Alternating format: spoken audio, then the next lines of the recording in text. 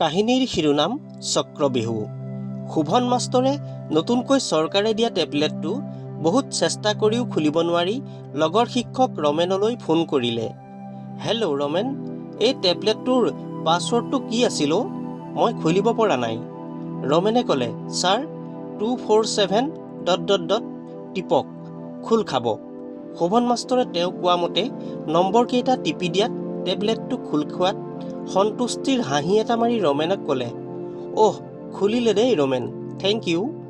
এই বুলি মাষ্টৰে ফোনটো কাটি নিজৰ চাকৰিৰ ডাটাসমূহ ক'ত ভৰাব পাৰি তাকে লিৰিকি বিদাৰি চাই একো উৱাদিহ নাপালে। চেহ, কি চাৰ্চ কৰিলে আহেনো। CRCC ছাৰে সিদিনা কৈছিল, কিন্তু তেওঁ ক'ত কি চাৰ্চ কৰিব লাগিব সেইটোহে ধৰিব পৰা নাই। ৰমেনকে আকৌ ফোন কৰি সোধো বুলি ভাবিও তেওঁ ফোনটো নকৰিলে, কাৰণ এইকণ সময়ত সিও বৰ ব্যস্ত থাকে। ভাবিলে সন্ধিয়া লগ পালে তাৰ পৰা বুজি ল'ব, নোৱাৰিলে বিশ্ব কম্পিউটাৰ দোকানতে কৰিবগৈ লাগিব আৰু। ঘড়ীটোলৈ চাই দেখিলে 8 বাজিবৰ হ'ল। হেৰা, ভাত দিয়া আকৌ, মাষ্টৰে ঘৈণীয়েকক ক'লে। 8 বাজিছেহে, ইমান উৎপাত নে আপোনাৰ? বাকীবোৰ দেখোন 9 বজাতহে স্কুললৈ যায়। হেৰা, সদায় তুমি লোকৰ কথা কিয় কৈ থাকা হে? তুমিচোন জানাই মই অকলশৰীয়া। সোনকালে স্কুল নাপালে ল'ৰা ছোৱালীবোৰে বৰ উৎপাত কৰি থাকে। মই দোকানতো সোমাব লাগিব, আজি বুধবাৰ নহয় জানো, ডিম কিনিবও লাগিব, মাষ্টৰে ঘৈণীয়েকক ক'লে। ঠক হে, ৰাতিপুৱাৰ পৰা গধূলিলৈকে অকল স্কুল স্কুল স্কুল, ঘৰ বাৰী গুচি যে চব জংঘল হৈ পৰিছে সেয়া চকুৰে নেদেখে। ঘৰখনৰ দা কোৰ চব মামৰে ধৰিলে, আজিলৈকে পকী ঘৰ এটাও বনাব নোৱাৰিলে। একেলগে চাকৰি কৰা ৰঞ্জিত, প্ৰদীপ ছাৰহঁতে RCC ঘৰ বনালে, আপুনিহে নিজকে বৰ ভূ পণ্ডিত দেখুৱায়।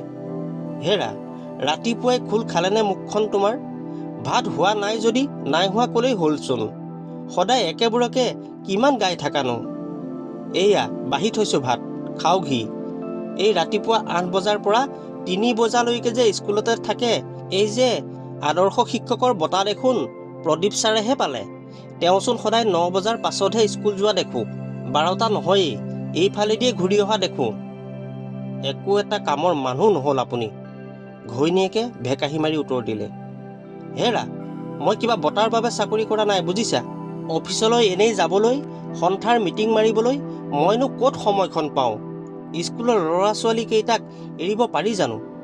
হ'ব দিয়া, ঈশ্বৰে আমাৰ ল'ৰা ছোৱালী দুটাক ভাল মানুহ কৰিলেই হ'ব। হেৰি নহয়, মোৰ হাতত পইচা নাই, তুমি টকা 500 দিবাচোন।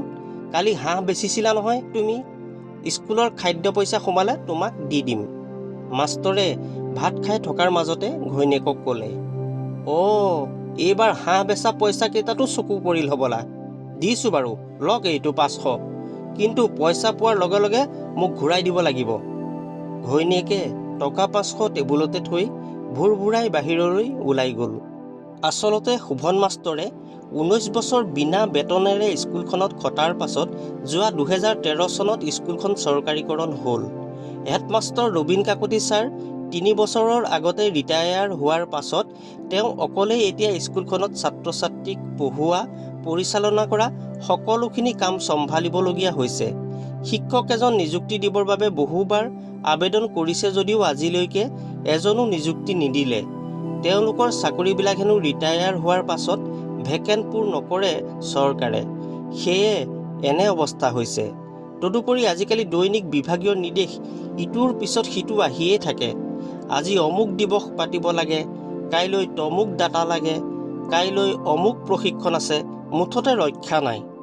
উপায়ন্তৰ হৈ মাষ্টৰে সভা পাতি স্কুলৰ ওচৰৰে তেওঁৰে এসময়ৰ ছাত্ৰ এজনক নিজৰ দৰমহাৰ পৰাই মাহেকত টকা 3000কৈ দি ছাত্ৰ ছাত্ৰী কেইটাক পাঠদান কৰাত সহায় লৈছে। নহ'লেতো উপায় নাই, কোনফালেনো কি কৰিব মাষ্টৰে। কিবা প্ৰশিক্ষণ হ'লেই স্কুল আধাতে ছুটি দি গুচি যাবলগীয়া হয়। এণ্ড্ৰইড মোবাইল এটা কিনিলে যদিও ভালকৈ চলাব নাজানে তেওঁ। CRCCয়ে কিবা ডাটা পুৰাবলৈ ক'লেই স্কুলৰ পৰা আহি বিশ্ব কম্পিউটাৰ দোকানতে সোমাই কামবোৰ কৰে। বজাৰ সমাৰ কৰি ঘৰ সোমাওঁতে সন্ধিয়া হয়গৈ। ৰাতিও জানো ৰক্ষা আছে তেওঁৰ? স্কুলৰ ভাত খোৱাৰ হিচাপ, আন্তঃগাঁথনিৰ খৰচৰ হিচাপ, স্কুলীয়া ল'ৰা ছোৱালীৰ ইউনিফৰ্মৰ হিচাপ, খেলৰ সামগ্ৰীৰ হিচাপ, পৰিচালনা সমিতি, ইক' ক্লাব, ইউথ ক্লাব আদিৰ প্ৰতিবেদন লিখা, মুঠতে ৰাতি 11-12 বজালৈকে আহৰি নাই। তাতে গুণোৎসৱৰ সময়ততো মাষ্টৰৰ অৱস্থা কাহিল হৈ পৰে। তললৈ গ্ৰেড নামিলেও বিপদ, নিজৰ সন্মানৰো কথা আছে। সেয়ে সেইকেইদিন খাবলৈ শুবলৈও শান্তি নাইকিয়া হয়। বিভিন্ন ফাইল, ভাউচাৰসমূহ বিভাগীয় বিষয়াৰ অনুমোদন চহী কৰিবলৈ কাৰ্যালয়লৈ তাঁতবাতি কৰিব লাগে। তথাপিও বিদ্যালয়খন যেন শোভন মাষ্টৰৰ বাবে সন্মানৰ প্ৰতীক। সেইখনেই তেওঁৰ জীৱনৰ ঘৰ। শিশুসকলৰ মুখখন দেখিলেই মাষ্টৰে সকলো দুখ-ভাগৰ পাহৰি যায়। ঘৈণীয়েকে কিবা গালি পাৰিলেও তেওঁ একো নকয়, কাৰণ তেওঁ জানে যে ঘৈণীয়েক মালতীয়ে তেওঁক কোৱা কথাবোৰ মিছা নহয়। ঘৰখনতো তাইয়ে চম্ভালি আহিছে অতদিনে। সঁচাকৈ তেওঁ নিজৰ ল'ৰা-ছোৱালীকেইটাক সময় দিয়াটো পাছৰে কথা। ঘৰখনত বন এডালো চিকুণাবলৈ আজিকালি তেওঁ সময় নোপোৱা হৈছে। পুৰণি ধাৰবোৰ সুদে মূলে মাৰোঁতে ঘৰটোকে আজিলৈকে পকী কৰিব নোৱাৰিলে। চাকৰিও আৰু মাত্ৰ 4 বছৰহে আছেগৈ। সাঁচতীয়া বুলিবলৈ একোৱেই নাই। তথাপি ল'ৰা-ছোৱালী দুটা ভাল হ'লেই সকলো হ'ব বুলি মাষ্টৰে নিজকে সান্তনা দিয়ে। ৰতন, ডিম 2 প্লেট দে। মাষ্টৰে চাইকেলখন ৰাস্তাৰ কাষতে ৰাখি দোকানী ৰতনক ক'লে। ছাৰ, ডিম আজি নাই দোকানত। ল'ৰাটো আনিবলৈ গৈছেহে, আধা ঘণ্টামান দেৰি হ'ব। মাষ্টৰে ঘড়ীটো চাই দেখিলে 8:30 গৈছে। ইপিনে 8:45 ভিতৰত স্কুল পাবগৈ লাগিব। নাই, ডিমৰ বাবে ৰৈ থাকিলে দেৰি হ'বগৈ। বেলেগ এখনতেই বিচাৰি চোৱা ভাল। এইবুলি তেওঁ বেলেগ এখন দোকানলৈ গ'ল যদিও তাতো ডিম নাপালে। ইপিনে সময় দেৰি হোৱা দেখি মাষ্টৰে ভাবিলে ডিম কাইলৈকে খুৱাই দিব লাগিব। ডিম বিচাৰি ঘূৰি ফুৰিলে তেওঁৰ স্কুলহে দেৰি হ'বগৈ এতিয়া। এইবুলি তেওঁ স্কুললৈ গুচি আহিল। স্কুলৰ প্ৰাতঃসভা সমাপ্ত কৰি ছাত্ৰ-ছাত্ৰীক পাঠদান কৰাত ব্যস্ত হ'ল তেওঁ। তাৰ মাজতে ৰান্ধনীক আজি ডিমৰ অবিহনেই দাইল ভাজিৰে মধ্যাহ্নভোজন প্ৰস্তুত কৰিবলৈ ক'লে। আজি সহায়কাৰী শিক্ষকজনো নাহিল। অৱশ্যে কালিয়েই সি কৈ গৈছে আজি হেনো তাৰ কিবা ইণ্টাৰভিউ এটা আছে। জিৰণি সময়ত ছাত্ৰ-ছাত্ৰীসকলে ভাত-পানী খাই খেলা-ধূলা কৰি আছিল। শোভন মাষ্টৰেও স্কুলৰ বাৰাণ্ডাতে বহি সিহঁতে খেলা-ধূলা কৰা চাই ভাবিছিল আগতকৈ ল'ৰা-ছোৱালীৰ সংখ্যা কমি গৈছে। এৰা, অকল তেওঁৰ ওপৰতেনো ভৰসা কৰি কোন সচেতন অভিভাৱকে ইয়াত সন্তানক নামভৰ্তি কৰাব? তাতে তেওঁ নিজেই ইংৰাজীত অলপ দুৰ্বল, সেইটো তেওঁ ভালকৈয়ে জানে। ইপিনে অকলে আটাইকেইটা ক্লাছ চম্ভালিব লাগে। টকা 3000 সৰু কথা, কিন্তু সহায়কাৰী শিক্ষক পৱন নাহিলে তেওঁৰ সমস্যাই হয়। CRCCয়ে এইবাৰ পৱনৰ নামটো কিবা বিদ্যাঞ্জলিত ভৰাই দিবলৈ কৈছে। এইবোৰ ভাবি থাকোঁতেই হঠাৎ তেওঁৰ স্কুলৰ গেটৰ সন্মুখত বগা গাড়ী এখন ৰলহি। চকীৰ পৰা উঠি চাই দেখিলে SI Das sir, accountant Phukan আৰু স্থানীয় সংবাদকৰ্মী এজন সোমাই আহিছে স্কুললৈ। মাষ্টৰে আহক ছাৰ বুলি ভিতৰতে বহিবলৈ দিলে তেওঁলোকক। SI দাস ছাৰে হাজিৰা বহি চোৱাৰ পাছত তেওঁক মধ্যাহ্নভোজনৰ বহীসমূহ উলিয়াই দিবলৈ ক'লে। ওপৰা ওপৰিকৈ বস্তুবোৰ বিচৰাৰ বাবে মাষ্টৰৰ অলপ খপৰ-জপৰ লাগিছিল যদিও তেওঁ সকলো উলিয়াই দিলে। ইয়াৰ পাছত আজি কিয় ডিম নোখোৱালে বুলি সোধাত মাষ্টৰে সঁচা কথাটোৱেই ক'লে। ইয়াৰ পাছত খেলৰ সামগ্ৰী, প্ৰতিবেদন বহী, মূল্যায়ন বহী সকলো এফালৰ পৰা ওপৰে চাই একাউণ্টেণ্ট ফুকনক সকলো ৰেজিষ্টাৰ চিষ্ট কৰি ল'বলৈ নিৰ্দেশ দিলে আৰু তেওঁক অফিচৰ লগত যোগাযোগ কৰিবলৈ নিৰ্দেশ দিলে। ইপিনে লগত অহা সংবাদকৰ্মীজনে তেওঁক মোবাইলটোৰে ভিডিঅ' কৰি বিভিন্ন সাধাৰণ জ্ঞানৰ প্ৰশ্ন সোধাৰ লগতে ল'ৰা-ছোৱালীক কিয় ভালকৈ খাদ্য নিদিয়ে, স্কুলৰ ধন কিয় খৰচ নকৰি আত্মসাৎ কৰিছে আদি অবান্তৰ প্ৰশ্ন কৰাত লাগিল। আকস্মিকভাৱে উপৰ্যুপৰি প্ৰশ্নমানত শোভন মাষ্টৰ থতমত খোৱাৰ লগতে কথাবোৰ উত্তৰ দিওঁতে কিছু খেলিমেলিৰ সৃষ্টি হ'ল আৰু উত্তেজনাত কঁপিবলৈ ধৰিলে।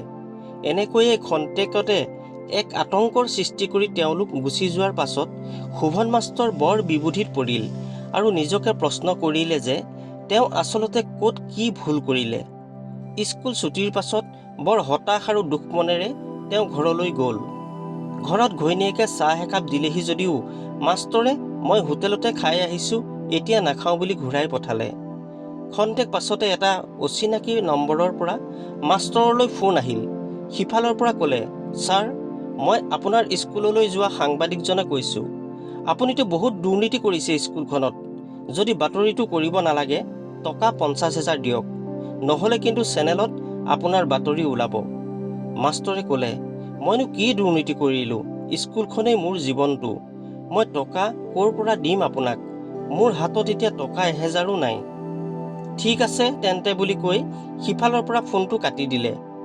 কি কৰোঁ কি নকৰোঁ ভাবি তেওঁ ভাত পানী নোখোৱাকৈয়ে শুই থাকিল। বিভিন্ন চিন্তাত তেওঁ ৰাতিটো টোপনিয়ে নাহিল। পাছদিনা মাষ্টৰে স্কুলত থকা অৱস্থাতে অফিচৰ চকীদাৰজনে তেওঁক চৌকছ কাৰণ দৰ্শোৱা চিঠি এখন দিলেহি। তাত লিখা আছিল, বিদ্যালয়ত সময়মতে মধ্যাহ্নভোজন ৰূপায়ণ কিয় কৰা নহয়? বিগত 3 বছৰৰ হিচাপ দাখিল কৰক। বিদ্যালয়ৰ আন্তঃগাঁথনিৰ 3 বছৰীয়া ধনৰ আত্মসাৎ কৰা হৈছে, তাৰ তথ্যসহ হিচাপ দাখিল কৰক। নিম্নমানৰ ইউনিফৰ্ম, ক্ৰীড়া সামগ্ৰী যোগান ধৰি ধন আত্মসাৎ কৰাৰ হিচাপ দিয়ক। ছাত্ৰ ছাত্ৰীৰ মূল্যায়নসমূহ সঠিকভাৱে নিৰূপণ নকৰা আৰু ভুৱা সভা পাতি ধন আত্মসাৎ কৰাৰ অভিযোগৰ উত্তৰ দিয়ক। উক্ত অভিযোগৰ কাৰণসমূহ অহা 4 দিনৰ ভিতৰত জনাবলৈ নিৰ্দেশ দিয়া হ'ল। কাৰণ দৰ্শোৱা জাননীখন পঢ়ি শোভন মাষ্টৰৰ গাটো জ্বৰে ঘমাদি ঘামিবলৈ ধৰিলে আৰু বুকুখনত অসহ্য বেদনা অনুভৱ কৰিলে। কোনোমতে নিজক চম্ভালি স্কুল ছুটি দি ঘৰলৈ উভতিল। তিনিআলি পাওঁতেই ৰতন দোকানীয়ে চিঞৰি চিঞৰি তেওঁক মাতিলে, ছাৰ, ছাৰ, এইফালে আহকচোন। মাষ্টৰ ৰতনৰ ওচৰলৈ যোৱাত ৰতনে জেপৰ পৰা ফোনটো উলিয়াই তেওঁক দেখুৱাই ক'লে, ছাৰ, আপোনাৰ ওপৰত এইটো বৰ বেয়া বাতৰি ওলাইছে, চাওকচোন বুলি তেওঁ বাতৰিটো দেখুৱালে। বাতৰিত গাইছিল, দুৰ্নীতিত লিপ্ত প্ৰধান শিক্ষক শোভন হাজৰিকা। ছাত্ৰ ছাত্ৰীৰ মুখৰ ভাত কাঢ়ি খাইছে শিক্ষক হাজৰিকাই। স্থানীয় ৰাইজ জাঙুৰ খাই উঠিছে। ABCD পঢ়িব নজনা শিক্ষকৰ ওপৰত। পাছৰখিনি শুনা আৰু চোৱাৰ ধৈৰ্য নহ'ল শোভন মাষ্টৰৰ। চাইকেলখন চলাবলৈ যেন গাত শক্তি নোহোৱা হ'ল তেওঁৰ। চকু পানীৰে বাট নেদেখা হ'ল। কোনোমতে চাইকেলখন ঠেলি ঠেলি ঘৰলৈ বুলি আগবাঢ়িল। বাৰে বাৰে পত্নী মালতীৰ কথাবোৰ মনলৈ আহিল তেওঁৰ। এৰা, আজি তেওঁ কীৰ্তি শিক্ষকৰ বঁটা পাইছে। তেওঁক সকলোৱে সন্মান দিছে কাৰণ তেওঁ যে শিশুৰ মুখৰ ভাত কাঢ়ি খাইছে। তেওঁ দুৰ্নীতি কৰিছে, স্কুলৰ টকা খাইছে। নিজ হাতেৰে গঢ় দি বিদ্যালয়খনক নিজৰ ঘৰ বুলি ভাবি অহাৰ ফল আজি তেওঁ পাইছে। বৰ ভাগ্যৱান তেওঁ। মালতীয়ে ঠিকেই কৈছিল, একো কামৰ মানুহ নহয় আপুনি।